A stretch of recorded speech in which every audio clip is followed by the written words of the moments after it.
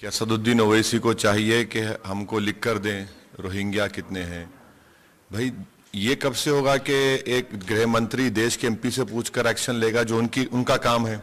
उनको तो मालूम होना चाहिए ना। ये कब से होगा कि एमपी लिख कर दे और अगर आपने हमारे चैनल को सब्सक्राइब नहीं किया है तो आपको यहाँ सब्सक्राइब बटन दिख रहा है, उसे क्लिक करिए और सब्सक्राइब कीजिए और साथ ही साथ बेल आइकॉन को भी क्लिक करिएगा जिससे कि आपको ताज़ा अपडेट मिलते रहें।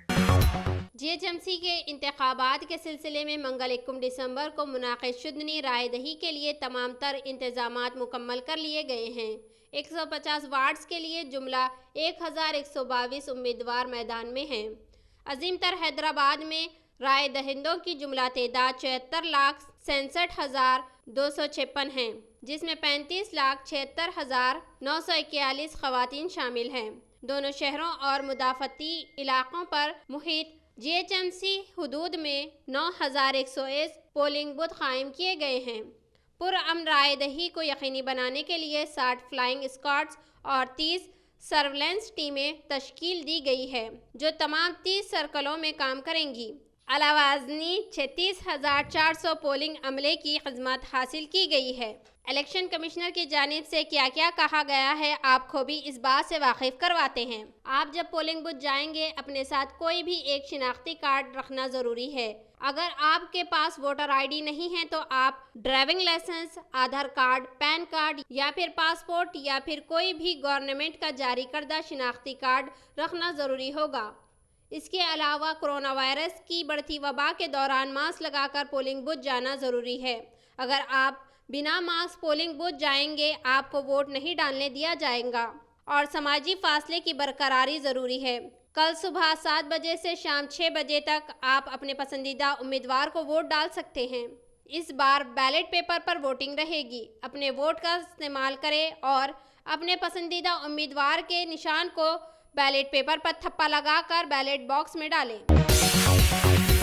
जीएचएमसी के इंतखाबात के दौरान टीआरएस की तरफ से राय दहिंदों में रुपयों की तकसीम का इल्जाम लगाते हुए बीजेपी के सैकड़ों कारकुनों ने आज दुब्बक के रुकन असम्बली रघुनंदन राव की क़यादत में स्टेट इलेक्शन कमीशन के दफ्तर पर धरना दिया और टीआरएस के खिलाफ कार्रवाई का मुतालबा किया। रघुनंदन ने कहा कि कल शाम इंतखाबी मुहिम के अख्ताम के फौरी बाद टीआरएस के कायदीन शहर के मुख्तलिफ डिवीजनों में फैल गए और राय दहिंदों को लालच देने की कोशिश करते हुए उनमें रुपये तकसीम किए।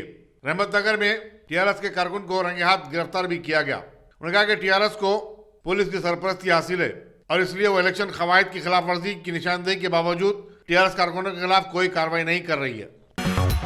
सैबराबाद में जीएचएमसी के इंतखाबात के लिए तमाम तर सेहत इंतजाम किए गए हैं। कमिश्नर पुलिस वीसी सजना ने मीडिया को बताया कि 13,500 पुलिस वालों की खिदमत हासिल की जा रही है। उन्होंने बताया कि पुलिस अमन की बरकरारी के लिए और पुरअमन रायदही को यकीनी बनाने के लिए सख्त तरीन इकदाम किए। इम्कानी गड़बड़ की सूरत में शरपसंदों के खिलाफ सख्त कार्रवाई की जाएगी और किसी को भी नहीं बख्शा जाएगा। मुल्क में कोविड-19 की सूरत हाल और कोविड-19 वैक्सीन की तकसीम के तरीक़ेकार पर गौर-व-फ़िक्र के लिए मरकजी काबीना सेक्रेटरी राजू गुबा ने आज तमाम रियासतों के चीफ सेक्रेटरीज के साथ वीडियो कॉन्फ्रेंसिंग की।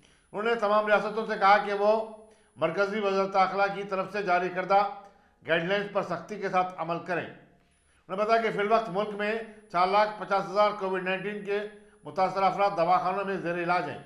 उन्होंने कोविड-19 टेस्टिंग की सहूलतों में इजाफे की जरूरत पर भी जोर दिया।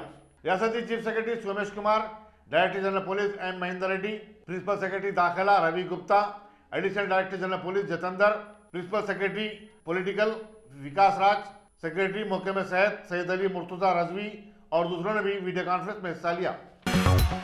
सदर मजलिस और रुकन पार्लियामेंट बैरिस्टर असदुद्दीन ओवैसी ने मरकजी वज़ीर दाखिला अमित शाह के इस बयान को मज़ाक़-ए-ख़ैज़ करार दिया, जिसमें अमित शाह ने कहा था कि अगर हैदराबाद के रुकन पार्लियामेंट बैरिस्टर ओवैसी उन्हें मकतूब रवाना करें तो वो गैर कानूनी तौर पर मुक़ीम रोहिंग्या मुसलमानों के खिलाफ कार्रवाई करने के लिए तैयार हैं। बैरिस्टर ओवैसी ने कहा कि मुल्क की तारीख में पहली मरतबा ऐसा देखा जा रहा है कि एक मरकजी वजीर को कोई भी इक़दाम लेने या कार्रवाई करने के लिए रुकन पार्लियामेंट का मकतूब दरकार है। क्या असदुद्दीन ओवैसी को चाहिए कि हमको लिख कर दें रोहिंग्या कितने हैं? भाई ये कब से होगा कि एक गृह मंत्री देश के एमपी से पूछकर एक्शन लेगा जो उनका काम है? उनको तो मालूम होना चाहिए ना। ये कब से होगा कि एमपी लिख कर दे और आप हमको परमिशन दीजिए ये पहले गृह मंत्री देश में कह रहे हैं कि मुझे परमिशन दीजिए इलीगल पाकिस्तानी अगर है, इलीगल अफगानी है तो उनको एक्शन लेने के लिए। ये तो उनका काम है, उनकी ड्यूटी है, वो इसलिए तो उनको गृह मंत्री बनाया गया देश का। ये मुद्दा तो उनकी पार्टी के प्रेसिडेंट ने उठाया था कि ओल्ड सिटी में 30,000 रोहिंग्याओं के वोटर लिस्ट में नाम है, इतने इलीगल रह रहे हैं, तो आपने पकड़ी है ना। अगर रह रहे हैं तो गलती तो उसमें गृह मंत्री की है। वो क्या कर रहे हैं उनको बताना चाहिए। ये अजीब बात कर रहे हैं, मजाक हो रहा है ये तो। When he said that they'll do a surgical strike in Old City, wherein illegal Pakistani, illegal Rohingyas are staying, he said there are 30,000 names of Rohingyas in the voter list. So let the Home Minister react to it. It is his party who's erected up, and this is really a joke. You're taking my permission to do what is your primary job. That is your responsibility. You should discharge it to the best of your ability, which you're not able to do. Solaram division में कल रात उस वक्त हल्की सी कशीदगी फैल गई जब BJP के उम्मीदवार और उनके हामियों ने एक कार को रोका जिसमें रकम मौजूद थी। अगरचे कि रकम 4,500 पर मुश्तमिल थी, लेकिन उन्हें मालूम हुआ कि वो टीआरएस के उम्मीदवार में करीब में वाक़ शराब की दुकान में शराब का भारी जखीरा और रकम जमा की है ताकि राय दहिंदों में तकसीम की जा सके। चुनाचे उन्होंने ये रकम जब्त करके पुलिस के हवाले कर दी। यूनिवर्सिटी ऑफ हैदराबाद के एक असिस्टेंट प्रोफेसर ने कैंपस में वाक़ अपने घर में खुदकशी कर ली। पुलिस के मुताबिक हिमाचल प्रदेश के मुतवत्तिन डॉक्टर रशीद भारद्वाज गुज़िश्ता चंद माह से मुख्तलिफ खानदानी मसाइल से परेशान थे और कल सुबह उन्होंने, जबकि उनकी बीवी चहलकदमी के लिए गई हुई थी, अपने घर में पंखे से लटक कर खुदकशी कर ली। पुलिस मसरूफ़ तहकीकात है। IPL मैचेस में बेटिंग लगाने से मना करने पर एक शख्स ने अपनी मां और बहन का कत्ल कर डाला। वाक़यात के मुताबिक साईनाथ रेड्डी को IPL मैचेस पर बेटिंग लगाने का बड़ा शौक था और उसी लत की वजह से वो मखरूज भी हो गया था। उसने अपनी मां से उसके बाप के मर जाने के बाद मिलने वाली 20 लाख की इंश्योरेंस की रकम देने का मुतालबा किया और उसके जेवरात भी बेच दिए थे। 23 नवंबर को उसने अपनी मां और बहन के खाने में जहर मिला दिया और इससे सुनीता और अनुषा दोनों इलाज के दौरान फौत हो गए। इन दोनों की आखिरी रस्मात भी अदा कर दी गई थी, लेकिन साईनाथ ने बाद में अपने जुर्म का इकरार खानदान वालों से किया। चुनांचे पुलिस ने सिलसिले में एक मुकदमा दर्ज कर लिया है। बेगम बाजार के टीआरएस उम्मीदवार के हमरा कैंपिंग के आखिरी दिन गश्त करने वाले वर्कर्स को शाम में मायूसी के साथ खाली हाथ लौटना पड़ा, जबकि ये लोग पिछले कई दिन से इनके साथ कैंपिंग में मौजूद थे। अब उन्हें ये कहा गया कि 2 दिन के बाद मिलना। इसी दौरान एक खातून वर्कर वोटों को लुभाने के लिए उनके घर घर जाकर रकम देने की कोशिश कर रही थी। इसी वक्त मुकामी अवाम ने पकड़कर पुलिस के हवाले कर दिया। तलाशी के दौरान इसी खातून के पास से पार्टी का खंडवा और नकद रकम बरामद की गई। पुलिस शाह इनायतगंज तफसीलात में मसरूफ़ है। सारी दुनिया में धूम मचाने वाली वबा कोरोना वायरस के जारी कहर से गुज़िश्ता 24 घंटों के दौरान 593 नए केसेस का इजाफा हुआ है, जबकि 3 नई अमवात के साथ मरने वालों की तादाद 1458 बतलाई जाती है। रियासती महकमे सेहत के मुताबिक रियासत में कोरोना वायरस से सेहतियाब होने वालों की तादाद 2,58,336 हो गई है। हफ्ता और इतवार के दरमियान 33,040 कोविड-19 टेस्ट किए गए। इस तरह अब तक पूरी रियासत में 54,53,460 कोविड-19 टेस्ट किए जा चुके हैं। आंध्र प्रदेश के वजीर ट्रांसपोर्ट पी वेंकट रमना उर्फ नानी जिले कृष्णा के मछलीपट्टनम में अपनी रिहायशगाह के करीब एक हमले में जख्मी होने से बच गए। बताया जाता है कि एक मिस्त्री ने उन पर उस वक्त थापी से हमला कर दिया जबकि अपने घर से बाहर निकल रहे थे। वजीर मौसूफ के गनमैनों ने उस पर काबू पा लिया और पुलिस के हवाले कर दिया। हमलावर की शिनाख्त बी नागेश्वरराव की हैसियत से की गई है। बताया जाता है कि वो हालत नशे में था। यहाँ बताना जरूरी होगा कि पी वेंकट रमना की मां की 12वीं की रस्म के सिलसिले में आज उनके घर पर काफी हुजूम था।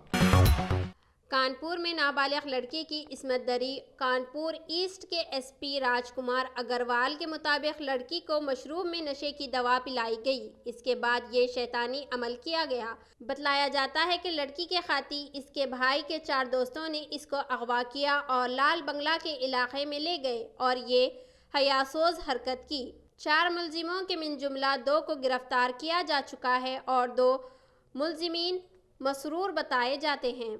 कानपुर पुलिस की जानिब से तमाम मुलजिमों के खिलाफ पुक्सो एक्ट्स के अलावा दीगर दफात के तहत मुकदमा दर्ज किया जा चुका है और तहकीकात जारी है।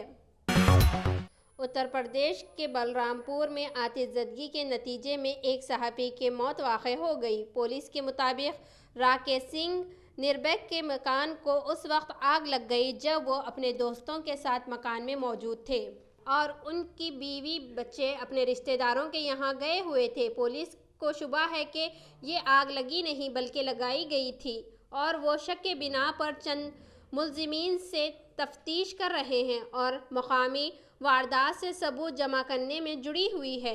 दूसरी तरफ जिले इंतजामिया की जानिब से राकेश की बेवा को 5 लाख रुपए का चेक बतौर एक्स ग्रेशिया दिया गया और बलरामपुर शुगर मिल की जानिब से मुलाजिमत का तयक़ुन भी दिया गया है।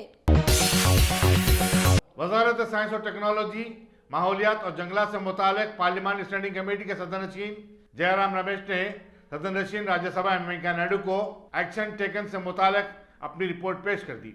नायब सदर जमहूरिया ने जो राज्यसभा के सदरनशीन भी हैं ट्वीट के जरिए इस बात की इत्तला दी।